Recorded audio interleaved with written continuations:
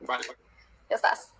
Hola, ¿cómo están? Qué gusto saludarnos en este día tan especial, en este día del maestro que tiene mucho significado para todos, porque de alguna u otra manera todos hemos pasado por las manos de un maestro para llegar a donde estamos. Y pues hoy quise que fuera también un día súper especial porque quiero platicar con una persona que está muy ligada al mundo educativo, por supuesto muy comprometida, que es el doctor Mario Chávez Campos, Mario Alfonso Chávez Campos, el director de la DGESPE, con quien vamos a tener la oportunidad de platicar de la formación inicial docente y de la importancia de estar preparados para afrontar los retos que se nos presentan en el ámbito educativo y más en estas fechas tan complejas para todos. Doctor Mario, bienvenido. Me da muchísimo gusto que nos estés acompañando esta noche. Muchísimas gracias, Aleida. Muchísimas gracias también a quienes siguen esta transmisión de Facebook Live. Y bueno, pues yo quisiera que fuera más bien una charla, una conversa en ocasión de este día tan particular. Además, yo aprovecho para felicitar a las maestras y maestros que seguro están siguiendo esta transmisión. Creo que este es un momento en la historia del país donde las maestras y los maestros, el magisterio tan poderoso que siempre ha habido en este país, da muestra una vez más de su contribución, no solo a la construcción de esta patria, sino a la reconstrucción, a la transformación de esta patria, con todo el esfuerzo que están desplegando, con toda esa imaginación, con toda la creatividad, que despliegan de manera solidaria para seguir vinculados con sus alumnos. Si bien las aulas en este momento no son las paredes de la escuela, porque este distanciamiento social nos ha impedido apropiarnos del espacio público, como lo hemos venido haciendo durante mucho tiempo. Hoy día, maestras y maestros demuestran que las aulas, las paredes, la institución como tal, no es, por supuesto, lo fundamental del hecho educativo, digamos, ¿no? Entonces, yo les mando un abrazo, de verdad muy sincero, con muchísimo cariño y con mucho reconocimiento al trabajo que hacen todos los días, que sí lo vemos, todos los mexicanos y mexicanas vemos ese trabajo que están haciendo los maestros.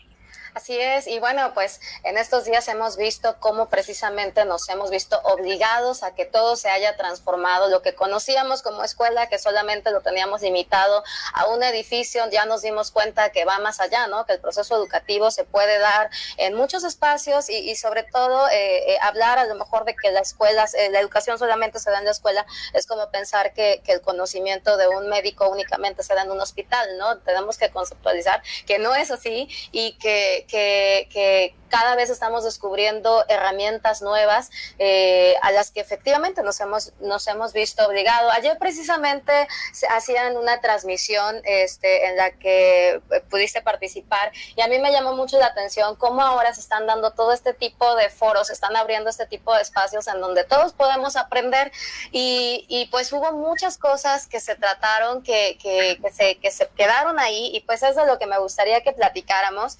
Y el tema de hoy precisamente es resignificar la formación inicial docente más allá de los muros de las escuelas, ¿no?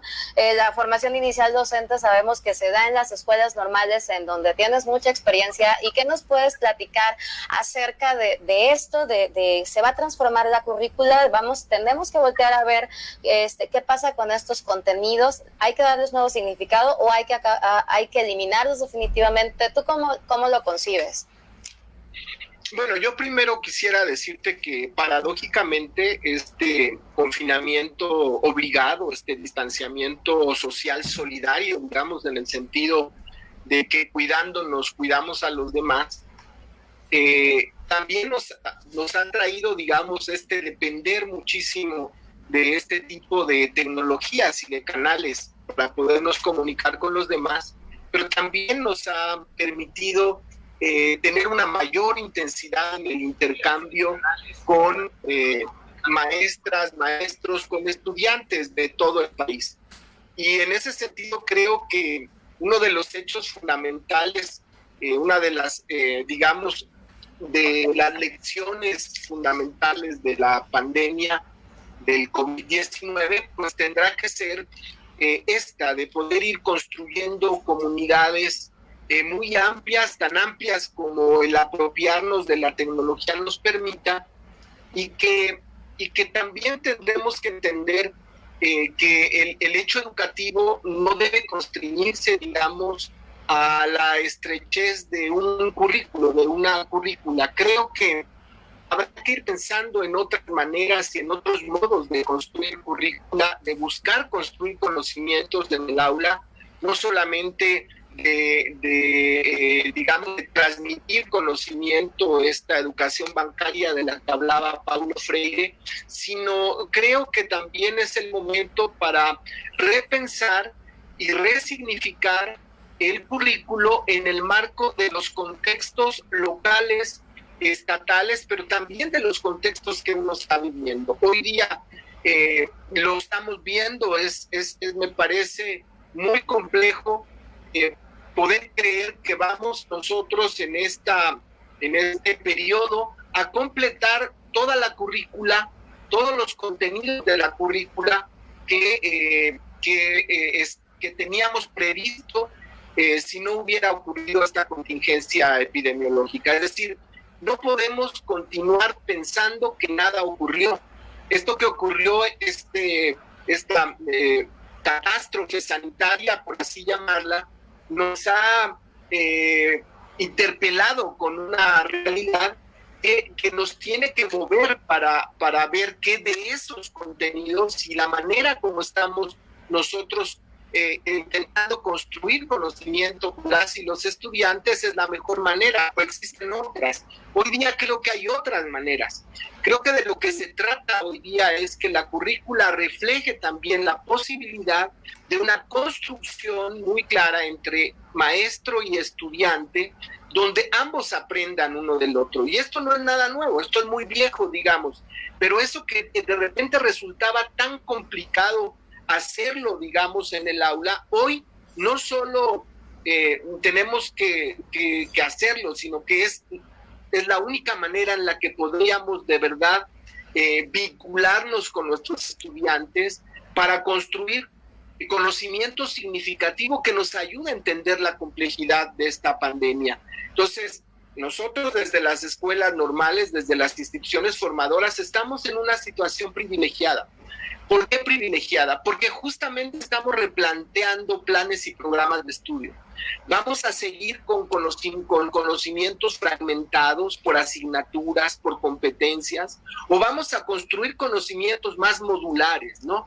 Con currículos flexibles, invertidos. Es decir, habrá que ir pensando en que la construcción del conocimiento de nuestros egresados, que van a ser maestras y maestros, tenga todo un abanico de posibilidades para que ojalá y nunca vuelva a ocurrir, pero seguramente durante algunos años, durante algunas décadas, este será el sino de la existencia, es decir, nunca más una normalidad como la que conocíamos, ¿no?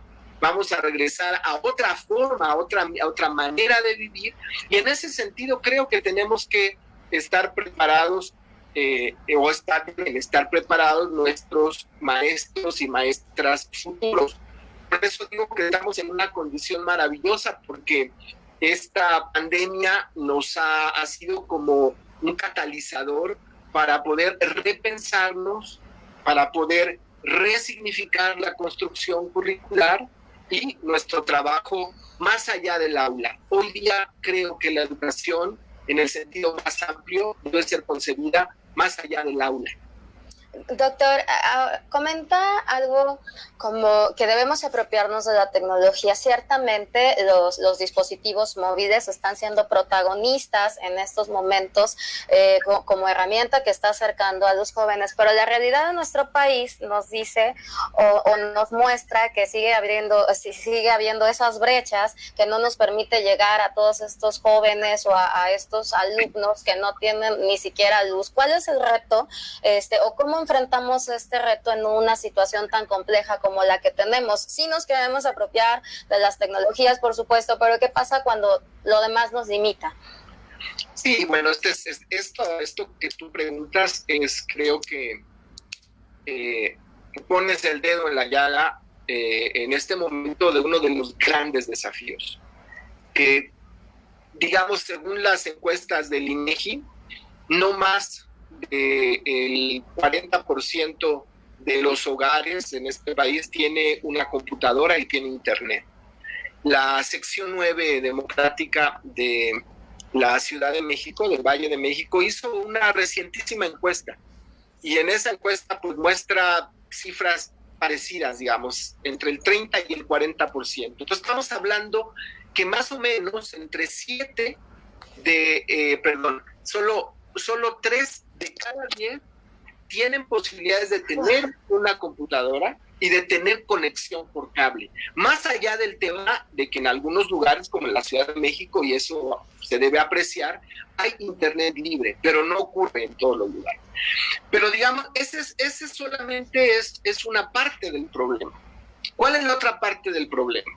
Bueno, pues habrá que ver de qué tamaño son los hogares de este país. ¿Cuántas personas viven en cada uno de los espacios de estos pequeñísimos construcciones, digamos, de interés social que además han crecido muchísimo en todo el país, sobre todo en las zonas urbanas, donde puede haber con mayor facilidad conexión a internet, donde puede haber una computadora? Me refiero, ¿qué tal que tenemos un hogar que tiene 5 estudiantes y solo una computadora y tiene clases al mismo tiempo, ¿no? O solamente tienen un espacio para conectarse.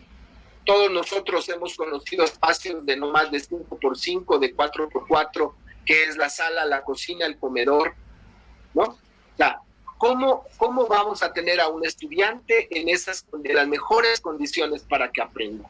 Ahora, déjame decirte, esto ha sido un impedimento, bueno, debo decir que lo que ha desplegado la SEP a través de la televisión, ¿no? Donde, pues, digamos, en términos generales, más de 9 de cada 10 tiene acceso a la televisión y han buscado ahora que sea además por canales de amplia penetración en el país o a través de la radio.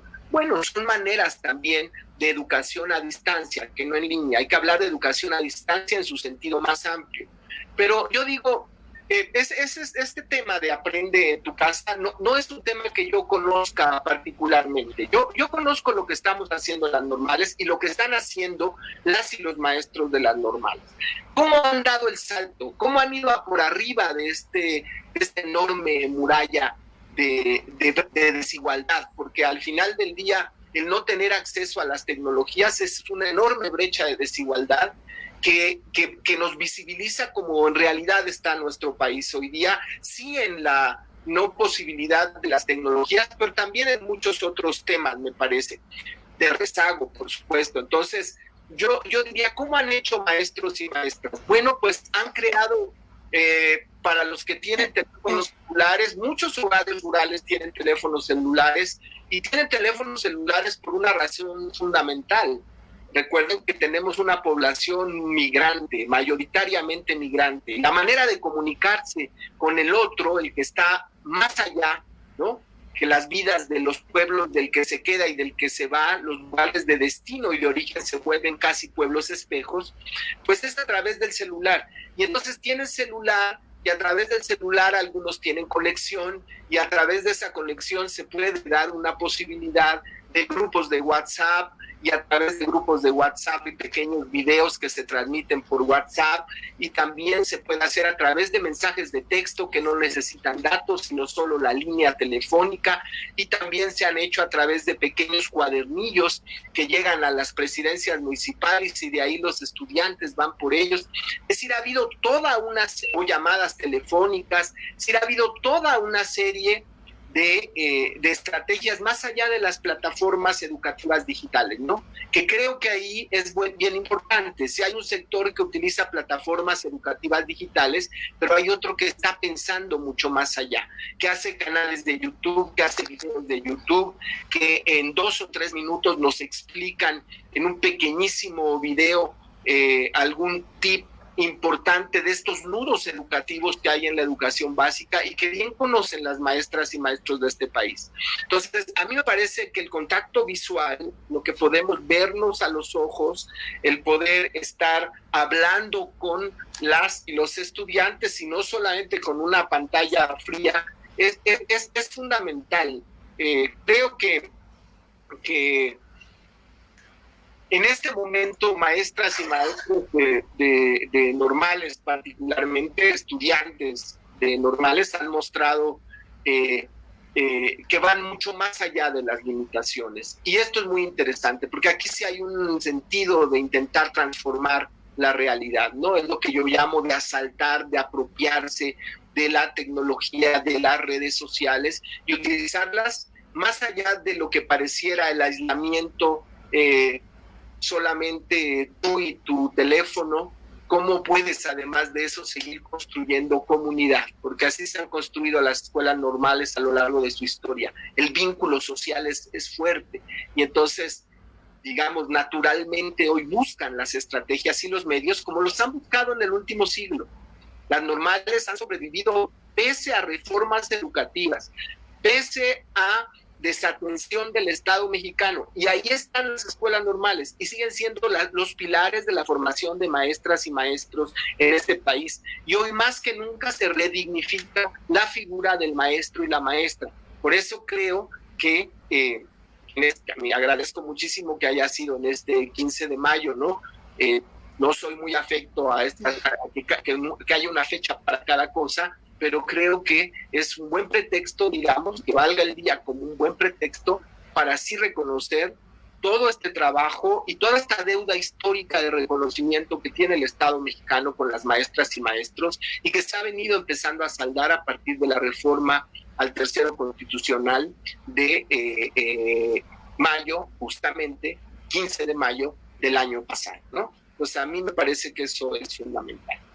Ok, doctor, tenemos por aquí unas preguntas por parte de la gente que se está conectando. Voy a leer la primera. Por ahí manda el Ateneo Normalista, mandan saludos y también, a ver, antes, porque no puedo ver los comentarios ahorita, ¿qué sucede, por ejemplo, en esto último que comenta, esta deuda histórica que se tiene tanto del Estado como de la sociedad, ¿no? Porque no tenemos a veces ese reconocimiento quienes ejercemos la docencia, ¿no? Todavía hay ese concepto del maestro flojo, del maestro que no hace lo que tiene que hacer, que tiene muchas vacaciones, infinidad de situaciones que se dan, y entonces al mismo docente, pues obviamente que le impacta tanto en la autoestima como en su quehacer docente, ¿no?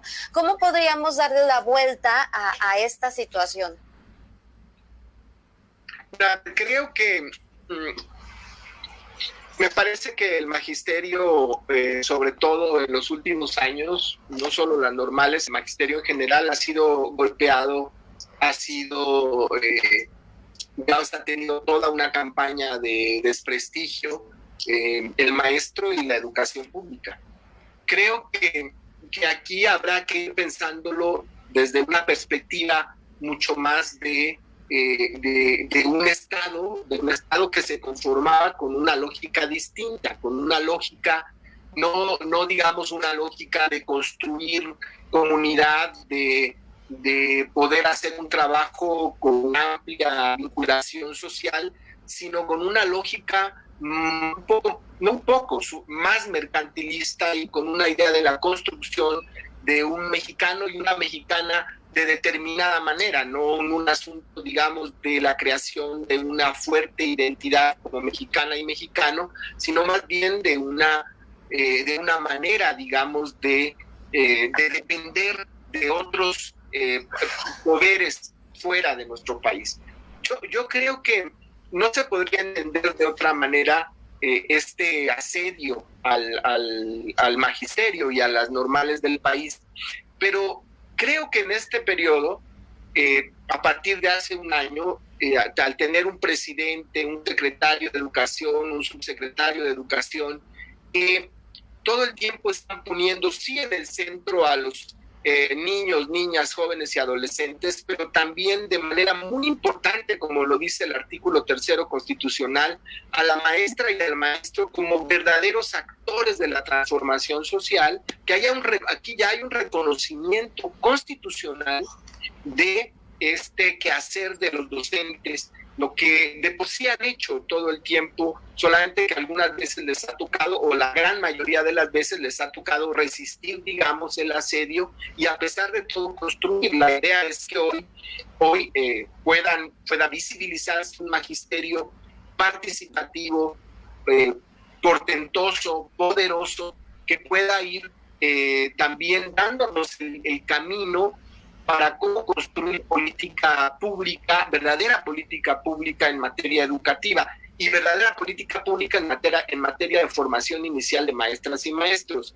Entonces, creo que hoy estamos por eso es que este espacio de cuarentena, de esta llamada metafóricamente cuarentena, porque por supuesto que ya van más de 40 días, y todavía no hay certezas, ha sido muy importante y no es gratuita, ha sido importante porque maestras y maestros en formación, pero también maestras y maestros de normales, que son, digamos, las redes que yo más sigo, porque sé que también en Básica ha habido una irrupción grandísima. Yo por ahí vi que hay un trabajo que se llama un maestro en cada hijo te dio, o algo así, que es un canal de YouTube donde también maestros y maestras están aportando, digamos, a estos aprendizajes significativos que deben tener las niñas y los niños en este momento, aprovechando esta pandemia.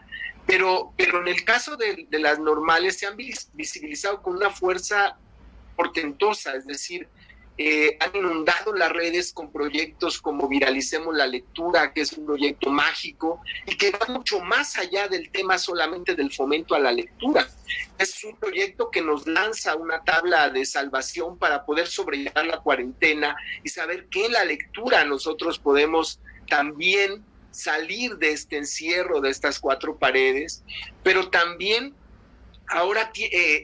pero también dignifican la figura de la maestra y el maestro, es decir, las jóvenes normalistas no se arredraron por este encierro, no se atemorizaron y salieron a las redes, inundaron las redes, acompañaron a este país, lo están acompañando a este país. Y no es solamente un proyecto que haya sido un proyecto institucional, digamos, puede haber sido enmarcado en lo institucional, pero hoy es un proyecto que se ha desbordado y que ya no es más institucional, que es de la comunidad normalista.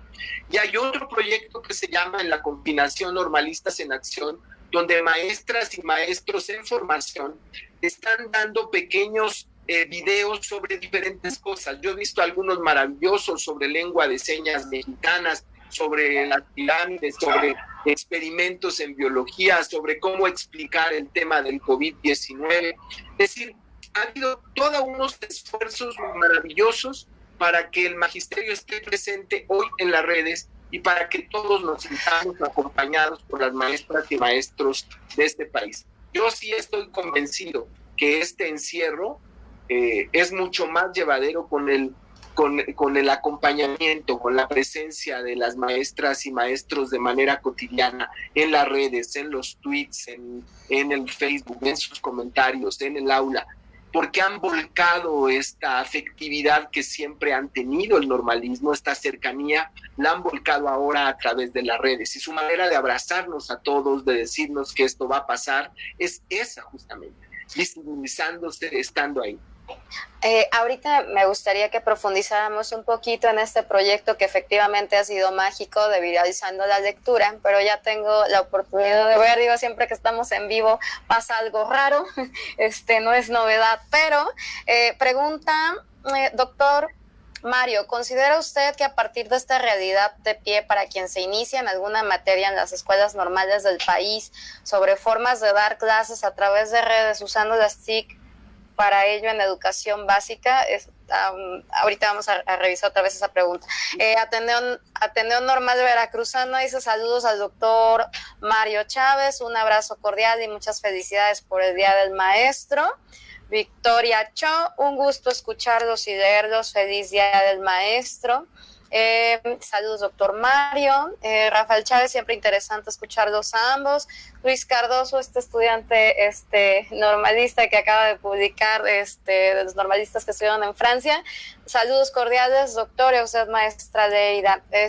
¿Alguna de las que están aquí que quisiera comentarles?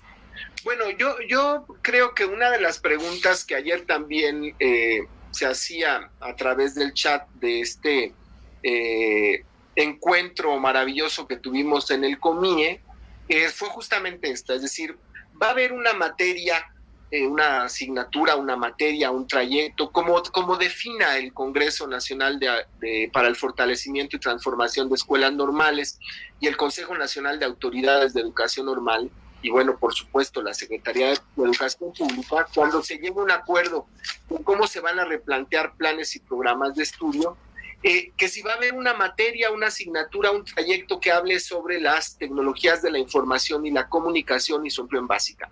Yo creo que va a ser mucho más allá de las TICs. O sea, nosotros ya estamos pensando en otra cosa. Y creo que las escuelas normales son así como somos en este país. Muchos Méxicos pues son muy diversas.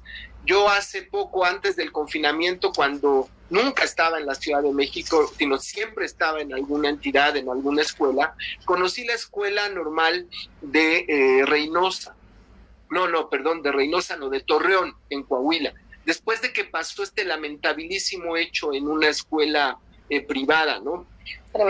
Un hecho de sangre terrible, digamos. Y yo fui a esta escuela y en esta escuela ya están construyendo objetos de aprendizaje digitales. En esta escuela ya están construyendo juegos para niños, ¿no? Videojuegos para poder aprender cosas.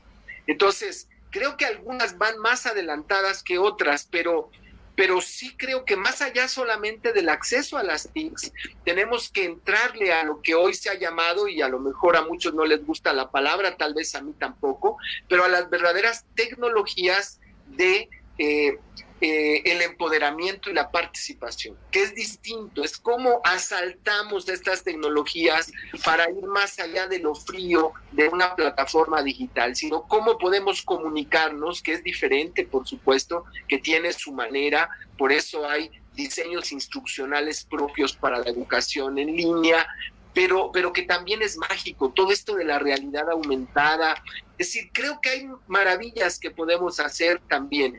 Esto tienen que saber ahora, eso es parte de los conocimientos que deben tener maestras y maestros que egresen de las normales. Sí, por supuesto que sí, claro que sí, pero no solamente, es decir, nosotros tampoco creemos, yo no creo tampoco, y creo que eso lo comparto con mucha gente, que la educación solo debe ser de esta manera fría, digamos. No, yo creo que iremos más hacia los planes y programas de estudio que son mezclados, que son híbridos, que tienen una parte presencial y otra parte en línea, o verdadera educación a distancia, no lo sé, ya lo veremos, pero creo que es fundamental. Mira, yo cuando hablo muchísimo, pero por ejemplo, esto que se hacía hace muchos años, que todavía se hace, estas técnicas Freinet maravillosas de las cartas que se escribían niños de una primaria y de otra primaria, cuando no había internet y no había correo electrónico y eso, que se hermanaban escuelas y tú escribías una carta y la ponías por correo.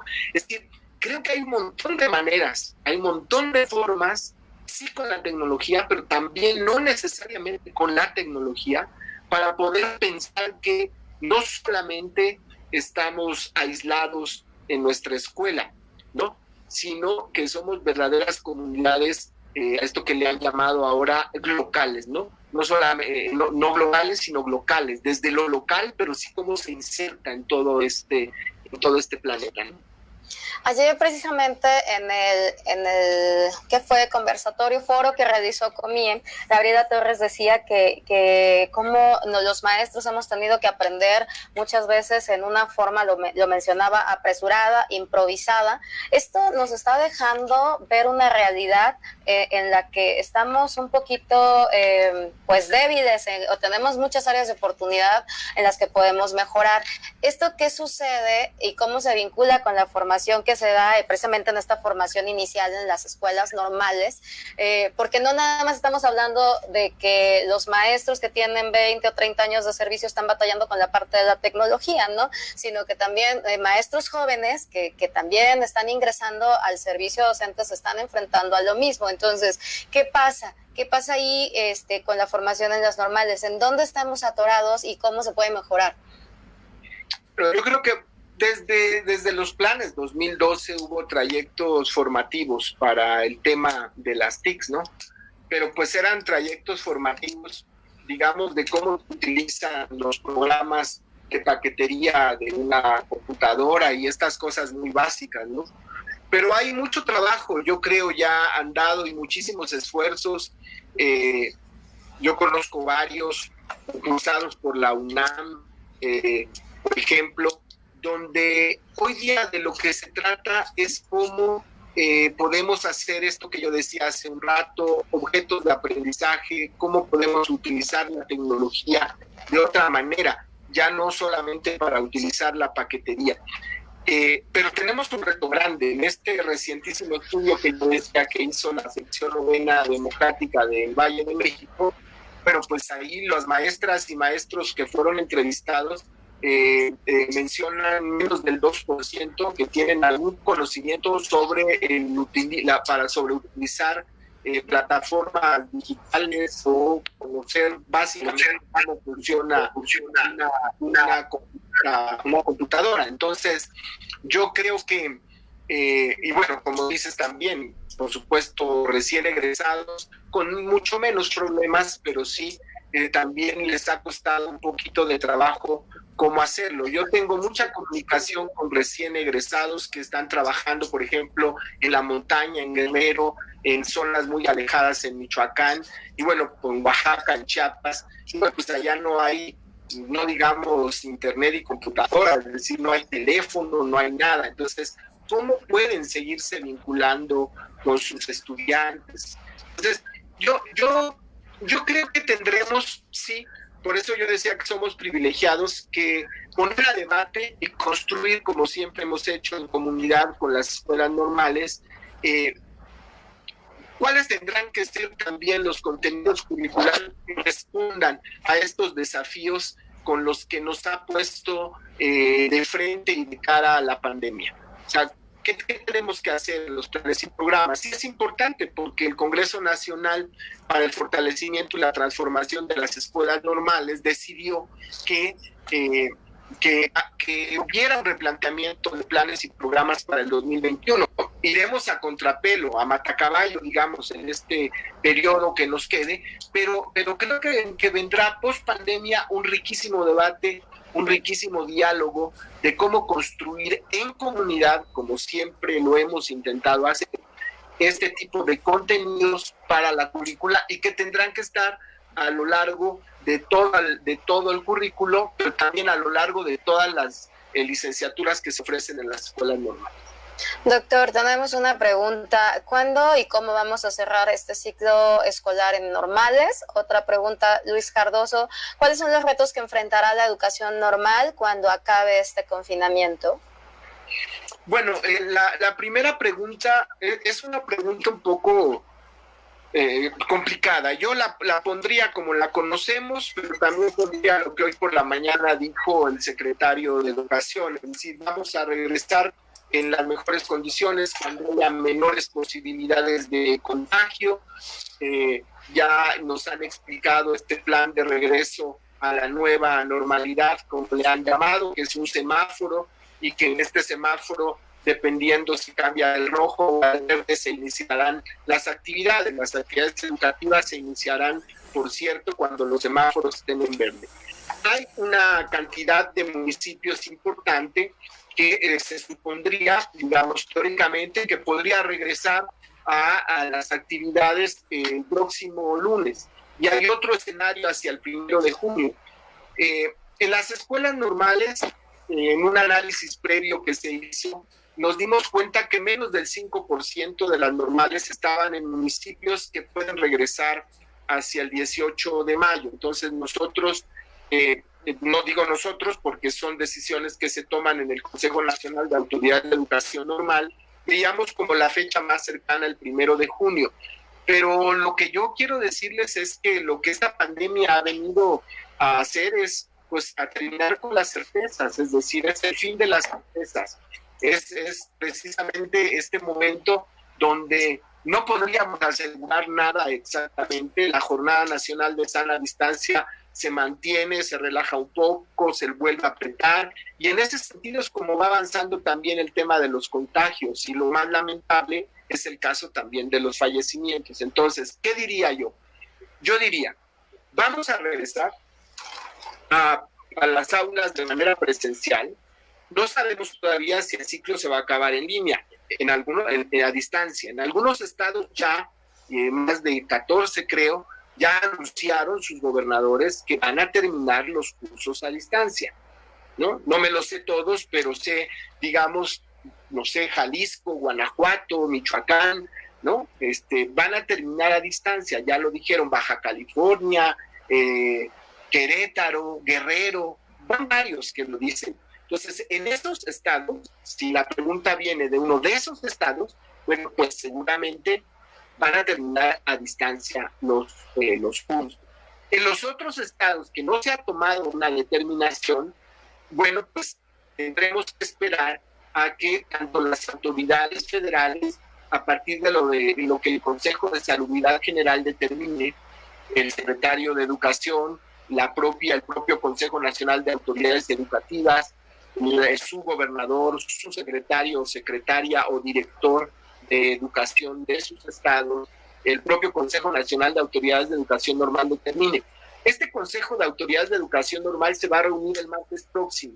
Ya tuvimos 3 reuniones virtuales, esta será la 4ª reunión virtual, y seguramente ahí tendremos ya que fijar una postura, que por supuesto tendrá que ser una postura que se consense con las comunidades normales, pero que también debe ser consensuada, por supuesto, con nuestros superiores, digamos, con nuestro subsecretario, con nuestro secretario de Educación, porque no estamos hablando de un hecho menor. Es decir, la educación superior concentra un número muy grande de personas y que tienen relación y vínculos multiplicado con un número más grande.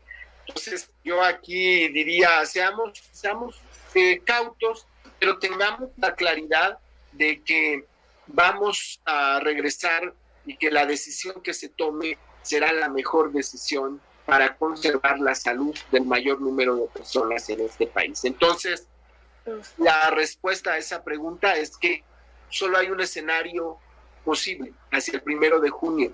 ¿Eso es absolutamente cierto? No lo sé. Doctor, y esto no tiene que ver precisamente con esta concepción que tenemos de que la escuela solamente es en el edificio, y creo que regresamos al principio, ¿no? Porque si estamos obviamente todos tenemos esa inquietud de cuándo regresamos, porque todavía no podemos romper como ese paradigma de que solamente podemos hacer las cosas en las escuelas, ¿no?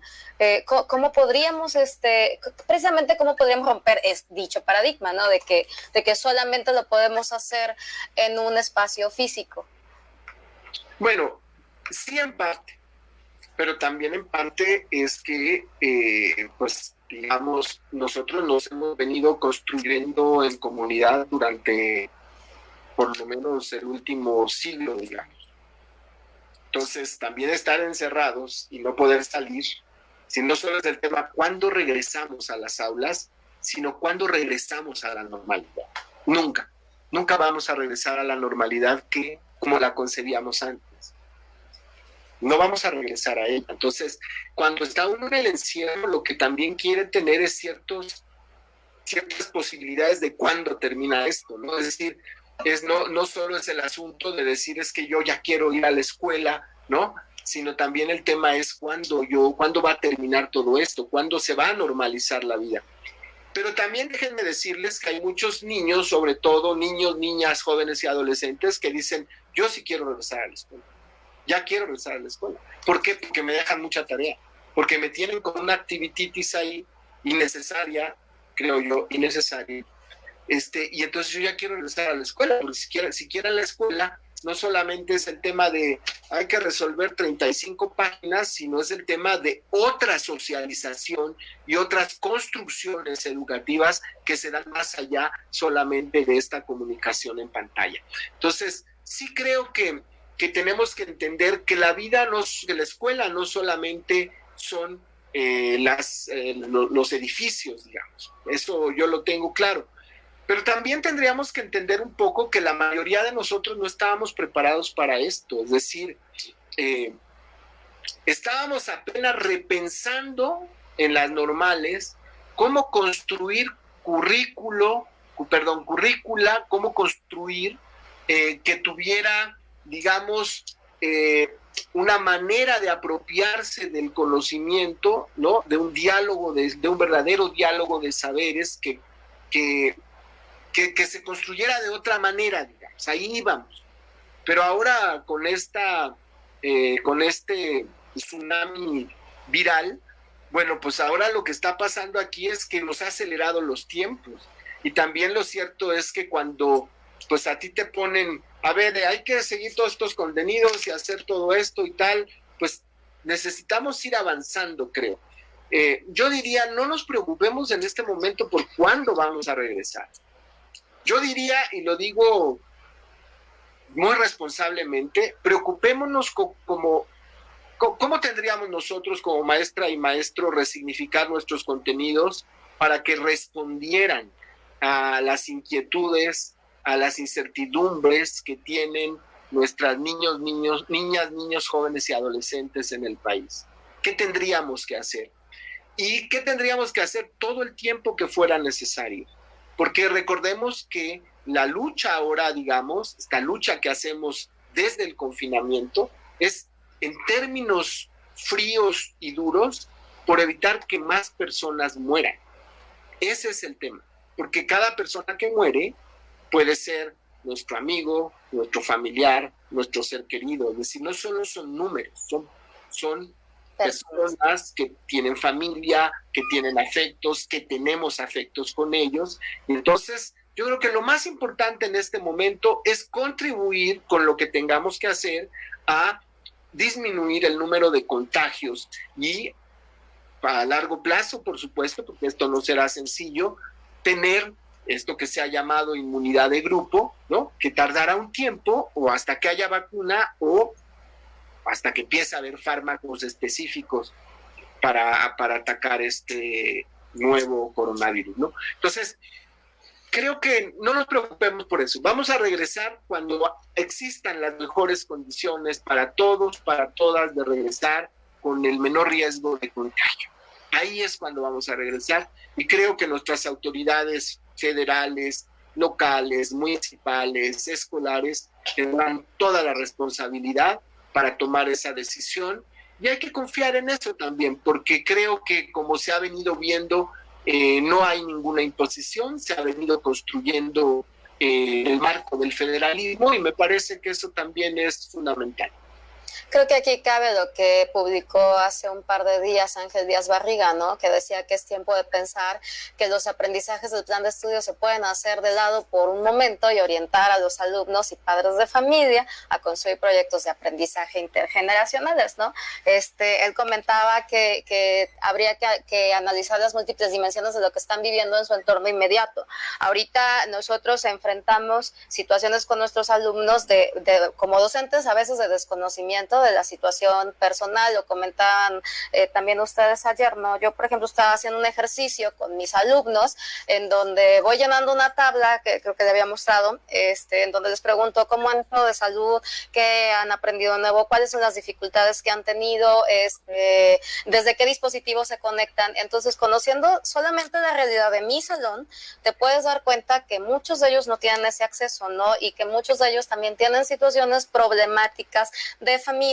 Tengo también una alumna, por ejemplo, que tiene un mes que no ve a su mamá porque su mamá es doctora, está en la primera línea de batalla, entonces el impacto que está sufriendo esa niña es muy fuerte.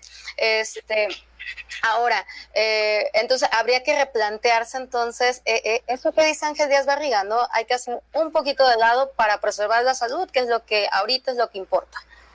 Absolutamente de acuerdo. Pero qué bueno que tocas este tema, porque finalmente tú eres maestra de educación básica. Y bueno, a ver, ¿cuántos alumnos, cuántos estudiantes tienes en tu grupo? Tengo 28. Bueno, hay quien tiene más, digamos, ¿no? Claro. O sea, tiene más. No, es de las primeras veces que tengo poquitos alumnos. Regularmente tengo 35, 38. Yo te aseguro que muchos maestros y maestras como tú, si no tienen otro medio, pues los buscan por teléfono. Intentan buscarlos por teléfono. Y hay un asunto de no perder el vínculo. Eso lo decían ayer muy bien, lo decía Patti Duquá, es decir, se pierde el trabajo en el aula, pero no el vínculo con los estudiantes. No sé si Patti o Rosa María Torres, la rectora de la UPN, pero es absolutamente cierto. A mí me parece que eso es absolutamente cierto. Es decir, creo que se las han ingeniado de muchos modos porque siempre, digamos, a contrapunto de lo que de repente socialmente se tenía como el imaginario del magisterio, maestras y maestros han sido absolutamente responsables del quehacer social que les corresponde hacer, y lo hacen, y lo buscan cómo hacer, y no esperan a que uno les dicte cómo hacerlo. Nosotros por eso en las normales decidimos que nuestra estrategia para educación a distancia no iba a ser un corset, sino que solamente íbamos a decir, uno, no activititis. No hay que tener a los estudiantes llenos de tareas, ni de la página tal y tal, y háganme 6 ensayos, y a las 12 horas se cierra, o a las 11:59 minutos y 59 segundos, y si no, ya no te lo acepto, ¿no? O sea, eso no, nada de eso. 2, busquemos de todo el semestre, ojo, de todo el semestre, no asignatura por asignatura, de todo el semestre busquemos cuáles son los contenidos esenciales, fundamentales que los estudiantes deben tener, y busquemos cómo resignificarlos en la pandemia.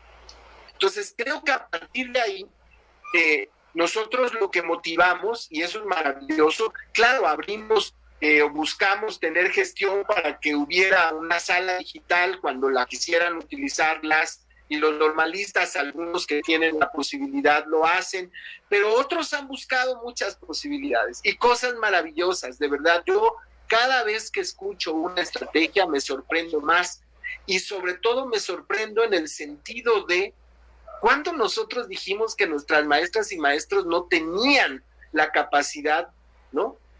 Digo, tampoco me gusta la palabra, pues, pero no tenían la voz para construirse ellos mismos en su formación inicial. O sea, ¿cuándo despreciamos tanto este esfuerzo de maestras y maestros y pensamos que también desde fuera podían venir a reconstruirlos o a construir su camino, su escenario, sus imaginarios? Creo que los maestros y maestras nos están dando una enorme lección, una gran lección que no se puede quedar en anécdota. Ojo, la idea es que no se quede en anécdota y que podamos nosotros a partir de ahí construir. Creo que eso es fundamental. Y que hoy día no construya a partir de lo que post pandemia, el que hoy día no construya en la post pandemia y reflexiones sobre toda esta experiencia, estará terriblemente condenado al fracaso. Doctor, tenemos por aquí la doctora Alba Ortega de la Univin, le manda muchos saludos. Por ahí ya está viendo el video, pero no le permito escribir por ahí. Las preguntas, creo que dice por aquí Victoria Cho, la situación que estamos viviendo nos debe conducir a prepararnos desde hoy para enfrentar el futuro incierto. En todas las escuelas normales se debe dar también una formación auténtica en el uso de las TIC. Comenta Emma Miranda, saludos desde la Escuela Normal Preescolar de Chilpancingo Guerrero, también nos están viendo por allá. Álvaro Castillo Gracia, que estuvo en la mañana del juez dándonos bastantes estrategias para prevenir el delito, dice: creo que no volveremos al pasado o normalidad, al menos hasta que haya cura y vacuna contra el COVID. Y También Emma Miranda dice, sin lugar a dudas, los retos que vivimos día a día, ahora nos tocó vivir de manera repentina esta situación de hacer uso de las tecnologías en la medida de las posibilidades de los docentes y alumnos. En la escuela estamos trabajando con dificultades, pero sobre todo con una visión de atender a nuestros alumnos haciendo uso de diferentes medios. Hay limitantes, pero hay también grandes logros y estamos gradualmente rompiendo el paradigma de que la escuela es el edificio escolar, cuando la escuela somos los que formamos la comunidad escolar, y nos manda saludos a ambos. Yo creo que ahí están hablando de las fortalezas, por supuesto, que todos los docentes tenemos y estamos mostrando y estamos sacando de algún lado, ¿no? Porque ciertamente muchas veces hablamos de las áreas de oportunidad que tenemos y de que a lo mejor nuestra formación es un poco a veces insuficiente para el reto, pero también hay que hablar de todos esos grandes esfuerzos que hacen los compañeros por llevarle los cuadernillos a la comunidad más lejana, porque no hay cómo, ¿no? Porque ese alumno no hay cómo comunicarse con él, ¿no? No, absolutamente de acuerdo, pero no solamente es llevar los cuadernillos, también es hacerlos, porque no hay. No, sí. Eres de construirlos, y a veces es construirlos con tu propio recurso. Que generalmente así sucede, ¿verdad? Eso no es nada nuevo. Entonces, yo aquí, a ver, yo diría... No, primero quisiera como aclarar un poco que yo no soy tan afecto a este tipo de encuentros, porque a mí sí me gusta escuchar más voces, ¿no? Y poder tener réplica y contrarréplica. Yo estoy convencido que la única manera de construirnos es en el diálogo, en la conversación, porque nadie puede tener un solo punto de vista que sea el que nos resuelva algo. Yo eso estoy convencidísimo. Bueno, ahí te voy a interrumpir un poquito. Entonces ya estamos comprometiéndonos a hacer otra transmisión, no sé, invitamos a más maestros. Sí, yo creo que lo que hay que hacer es un debate, una construcción, pero además creo que, mira, este tipo de actividades ha tenido gran efervescencia por el encierro, ¿no? Yo tengo amigos, compañeros del magisterio en Chile que están igual y me han mandado, y en Colombia y eso, pero lo que yo sí creo es que no debe quedar solamente como digamos, como mero ejercicio intelectual, vamos, no. Lo que yo creo es que necesitamos hacer espacios donde empezamos a hacer compromisos y construir acuerdos, ir caminando sobre esos acuerdos, porque yo aquí, por ejemplo, de verdad identifico a muchísimos, bueno, a los que tú me has dicho, no muchísimos, claro, porque no soy una celebridad, ¿verdad?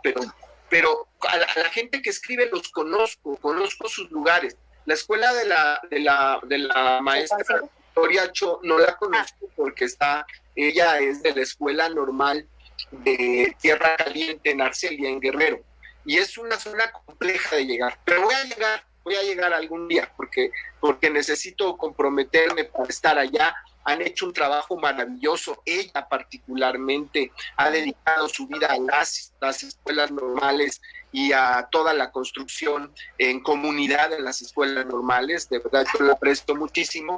Pero digo, cada persona que yo escucho, yo me remito a la persona, pero a su contexto y a lo que platicamos de su contexto. Eso es lo que tendríamos también que buscar, digamos, en este tipo de charlas, que como son para gente interesada, para la comunidad normalista, pues entonces podríamos seguir construyendo aquí y que podamos seguir aprovechando. Miren, por ejemplo, yo estoy sorprendidísimo cómo ahora incluso las negociaciones con las y los estudiantes de normales las hacemos por aquí, y cómo nos cuesta todavía un poco de trabajo, pero creo que como buenos y buenas normalistas nos vamos a apropiar de este espacio, como hemos venido apropiándonos de nuestras escuelas y como hemos venido demostrándole a este país que no hay ninguna otra institución pública en el país con más expertise, con más vocación, con más pasión, compromiso para formar maestras y maestros que las escuelas normales. Así es. Por ahí también se acaba de conectar Ludmila del Castillo, que pues por ahí coautora de un libro de ustedes. ¿Escribieron qué hace como 2 años? ¿2017? No, hace sí. Se publicó hace como 2 años, pero tal vez lo escribimos hace, no sé, 10, no sé, muchos años atrás. Pero un libro interesante, a mí tampoco me gusta hacer propaganda de eso, pero un libro interesante porque es un libro que consideraba códigos QR desde hace mucho tiempo, cuando empezó este tema de los códigos QR, que ahora a mí me parece que ya los códigos QR ya son medio viejitos, ¿no? Habrá que buscar estas cosas de la realidad aumentada, que ya tienen otra construcción. Pero bueno, es interesante cómo con estos recursos multimedia uno puede crear distintos espacios a través de el video, la música, un comercial de televisión de la época, no sé, una telenovela de la época, una película, es decir, cómo nos ayuda a recrear ambientes también la multimedia, más allá del tema plano, no plano, pero del tema de la escritura, porque nunca es plana la escritura y descubre muchos mundos, digamos, pero es una herramienta solamente, diría yo, ¿no? No va a reemplazar nunca lo que escribes, la escritura es capaz y portentosa de recrear y crear todos los espacios que quieras, pero es una buena herramienta, sobre todo ahora para nuestros jóvenes, ¿no? Que están acostumbrados a esta lectura desde diferentes canales, ¿no? No solamente lo escrito, sino lo visual, lo auditivo, ¿eh? Entonces, es interesante. No, sobre todo esa interactividad, ¿no? Y por ahí, ese libro yo recuerdo que se puede descargar, ¿no? Está en una plataforma, olvidé cómo se llama. Bueno, yo estoy en una plataforma que se llama Isu. Son gratis los libros, no son muy buenos, no te lo recomiendo, pero bueno, pues es un divertimento y una manera también de decir algunas cosas que uno tiene por ahí atrás, ¿no? Ok, bueno, y ahorita que estamos también hablando del tema de los libros, yo quería que retomáramos el tema de Viralicemos la Lectura, porque yo creo que tiene muchas lecturas que hacer ese proyecto. Cuando empecé a ver, dije, bueno, ¿cómo va a funcionar, no? ¿Cómo van a afrontar el reto, no? De cuántos alumnos normalistas hay en el país, en estas 263 escuelas normales, y cómo le van a hacer para poder manejar toda esta información, o para invitar a los jóvenes, o que realmente se interesen, ¿no? Entonces, de repente, hablo con Jesús de la Garza de Coahuila y nos dice, pues ya mandamos 300 videos, ¿no? De un solo estado, y dices, wow, ¿no? Están rompiendo, pues sí, estos esquemas, y creo que sí se está logrando eso de que los jóvenes lleguen a los libros, ¿no? Por la causa que sea, por el motivo que quieran, por salir en redes sociales, por grabar en un video, lo que sea, pero creo que lo están logrando. ¿Cómo surge esta idea, y cuáles son los resultados que ahorita han tenido en estas 4 semanas? Creo que llevan un poquito más implementándolo. Sí, ya llevamos, yo creo que poco más de un mes, prácticamente desde que empezamos el confinamiento, arrancamos con el programa. Primero déjame decirte que desde la DGESTE siempre ha habido un impulso fundamental para el fomento a la lectura. Desde hace muchos años implementamos este programa que se llama Leer para la Vida, que teníamos una comunidad sensibilizada, digamos, hacia la lectura, hacia los libros. Se dieron talleres literarios junto con la Secretaría de Cultura. Y después tuvimos una maravillosa invitación que nos la estamos agradeciendo siempre, tanto de la Coordinación de la Memoria Histórica y Cultural de México, Presidencia de la República, y de la Dirección General de Bibliotecas, de Eduardo y Max, y ellos nos invitaron, junto con el Fondo de Cultura Económica, la Secretaría de Cultura, diferentes instituciones educativas, el CONAFE, el INEA, nos invitaron a participar en la Estrategia Nacional de Lectura. Entonces, nosotros hemos participado en esta Estrategia Nacional de Lectura, que busca desde diversas vías motivar la lectura. Digamos, no lo vamos a lograr desde una sola vía. Entonces se planteó una estrategia nacional que entiendo, si me recuerdo bien, tiene tres vertientes, digamos. La primera es un tema formativo, ¿no? En la currícula de las escuelas normales, ¿no? Vamos a poner en la currícula de las escuelas normales cómo formar lectores, cómo motivar a que los estudiantes de básica lean. Hay cosas maravillosas que se pueden hacer, por un lado. Y otro es cómo motivamos a leer por gusto, por placer, porque se te da la gana, como dice Tacotayo, porque es lo que tú quieres, porque nadie te puede imponer que quieras leer. Si te imponen otras cosas en la vida, que no te impongan que leer. Puedes leer lo que tú quieras, lo que te guste, lo primero que encuentres a la mano, y si lees 2 hojas y no te gusta, lo botas y tomas otro. No, leer por placer, digamos. Eso es mucho más fuerte que otra cosa. Y tercero, cómo abaratar el costo de los libros. Y ustedes seguramente conocen toda esta colección de los libritos de vientos del pueblo, que es maravillosa, y que hay libritos de 10 pesos, de 12 pesos, de 15 pesos, que yo no sé cuántos vayan. Yo por aquí tengo, porque son muchísimos, ya deben ir más de 40, 50, que además ahora los abrieron gratis, ¿eh? En el portal del Fondo de Cultura Económica uno los puede descargar, y hay verdaderas joyas, hay cosas maravillosas ahí. Y entonces, bajo estas tres estrategias, de lo que se busca es intentar formar lectores. Ha habido muchos esfuerzos en México, lamentablemente no se demuestra en ninguna de las encuestas de lectura, o sea, no es que estemos tan bien, pero justo por eso es que en la DGESPE tenemos una dirección, que es una dirección de profesionalización, que está a cargo de un maravilloso escritor michoacano. Yo creo que los escritores más talentosos de microrelatos, ¿no? De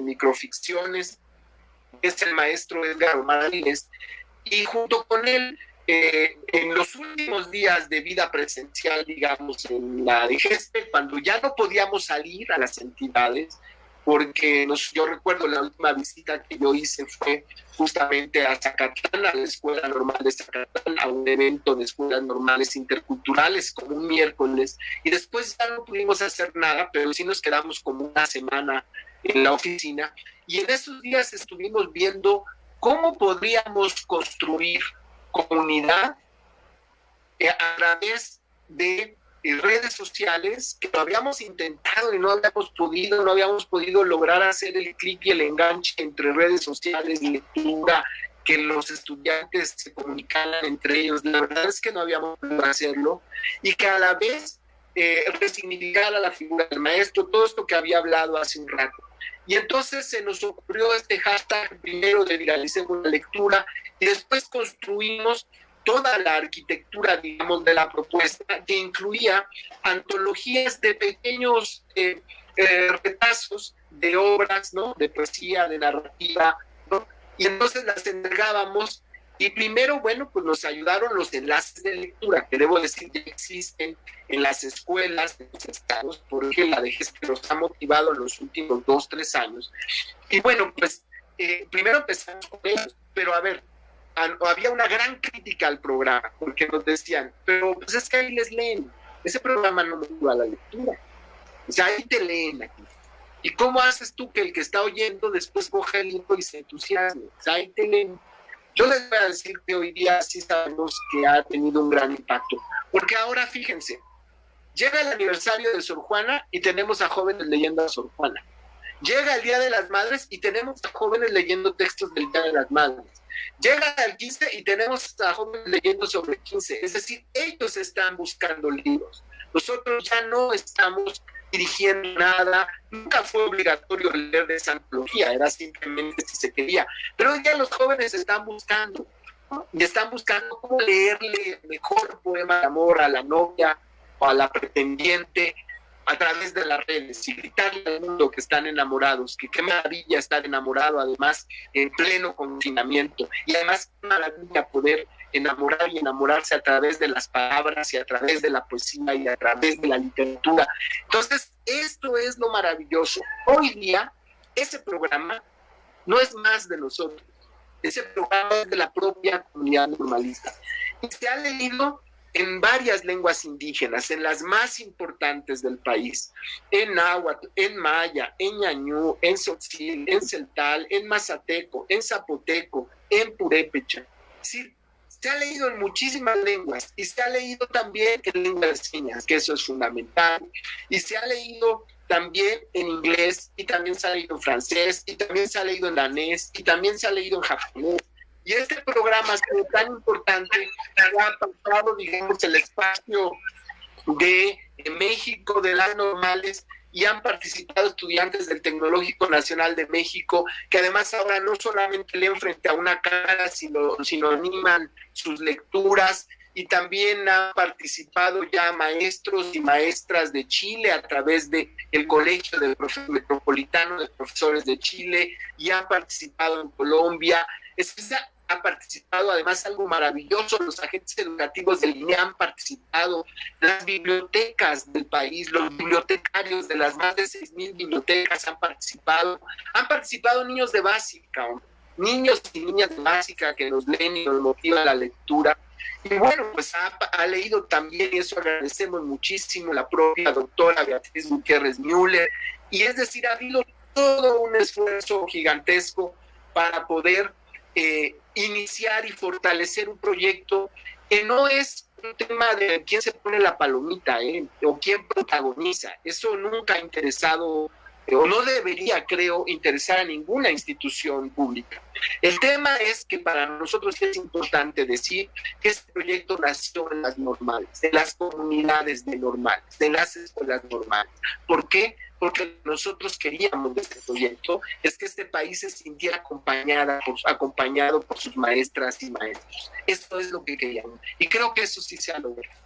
Yo creo que también es muy importante quién comanda esto, ¿no? Y quién está impulsando, porque ciertamente Edgar, aparte que sus libros, digo, no sé a qué hora escribe, la verdad, pero que alguien que escribe, obviamente tiene esa noción, ese gusto y esa pasión por la lectura, obviamente la va a transmitir, ¿no? Yo creo que eso es algo muy congruente y eso es algo que a veces nos falta, esa congruencia de decir, bueno, a mí me gusta leer, a mí me apasiona leer, yo soy escritor, pues obviamente lo transmito, y yo creo que han tenido grandes aciertos en este programa, y para a los que todavía no conocen de qué se trata, pues pueden visitar la página de Somos Normalistas en Facebook. Ahí vienen los textos con los que se pueden trabajar, y aparte las instrucciones con las que pueden participar vienen bastante detalladas.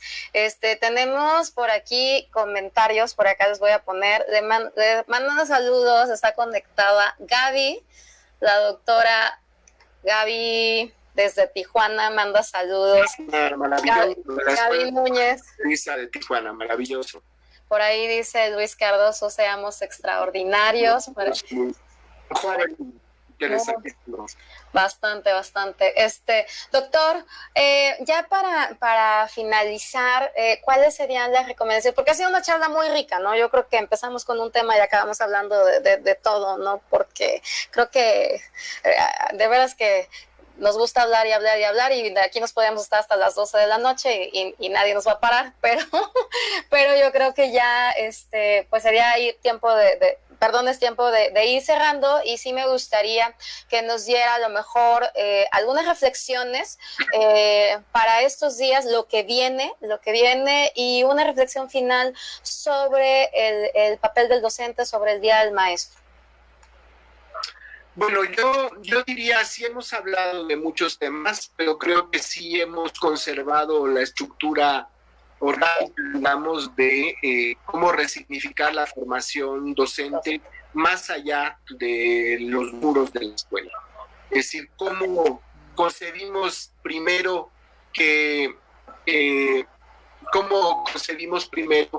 no hay más, que no solo es el espacio físico o la institución lo que nos hace ser maestras y maestros, o lo que nos permite que el hecho educativo se desarrolle de una manera plena. Creo que eso sí ha quedado claro, digamos, en lo que hemos conversado. Como también la construcción de la currícula de planes y programas ha sido interpelada antes de la pandemia, pero ahora se ha caracterizado mucho más la deconstrucción de la manera en cómo estábamos acostumbrados, digamos, a construir contenidos. Y creo que en ese sentido tendremos un desafío muy grande, un reto grande para poder construir desde la comunidad, y ahí hemos avanzado ya con el Congreso Nacional para el Fortalecimiento y Transformación de las Escuelas Normales.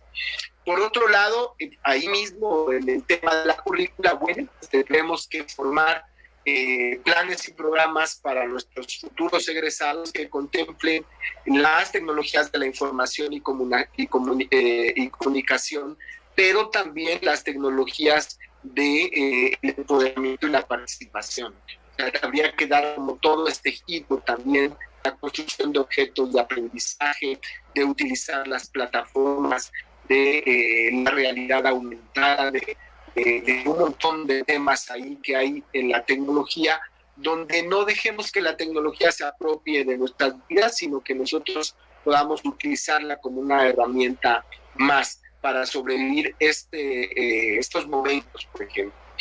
Y por otro lado, creo que yo insistiría muchísimo en que este 15 de mayo nosotros todos tengamos muy claro que maestras y maestros en formación en este país, y los formadores también, han hecho un extraordinario trabajo, como de por sí el normalismo es, para poder acompañar en lo que significa este encierro involuntario, que por supuesto nos entendemos como una medida de solidaridad social, participación social, pero que también nos ha costado trabajo sobrellevar, por muchas maneras, porque se redefinen nuestras vidas, se reconstruyen nuestras familias, si hay todo todo se trastoca.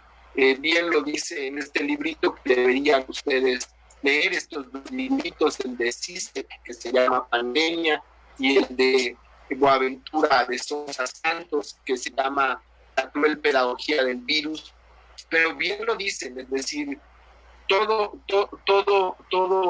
lo sólido se desvanece en el virus. Este virus ha venido a trastocar todo, ha venido a visibilizar la desigualdad, ha venido a visibilizar la inequidad, pero también ha visibilizado la cara, digamos, el rostro que ha construido este país, y ese rostro, como decía Jaime Torres Bodet, ese rostro es de las maestras y maestros de los. Yo les mando un abrazo nuevamente, muchas gracias por la escucha, y también muchísimas gracias a la maestra Ana de poder invitarme a esta charla. No, hombre, pues muchísimas gracias, y yo creo que vamos a tener pues más charlas en adelante, porque insisto que ha sido muy enriquecedor, y creo que aunque yo sé que le gusta mucho el debate, también escucharlo es bastante rico, porque tiene una visión bastante completa de todo lo que sucede en el país, y pues mucha gente quería también escucharlo, han estado pendientes. Pues agradecerles a todas las personas que se conectaron desde diferentes lados. Por aquí también tenemos Lourdes Mercado, también manda saludos, y de Tijuana, desde Tijuana. Entonces pues tuvimos por ahí también al maestro Adán Morgan de Tuxtla Gutiérrez, Chiapas, al maestro Bisael, al maestro Bonfidio de Toluca. Entonces pues agradecerles a todos los que se dieron ese tiempo para acompañarnos.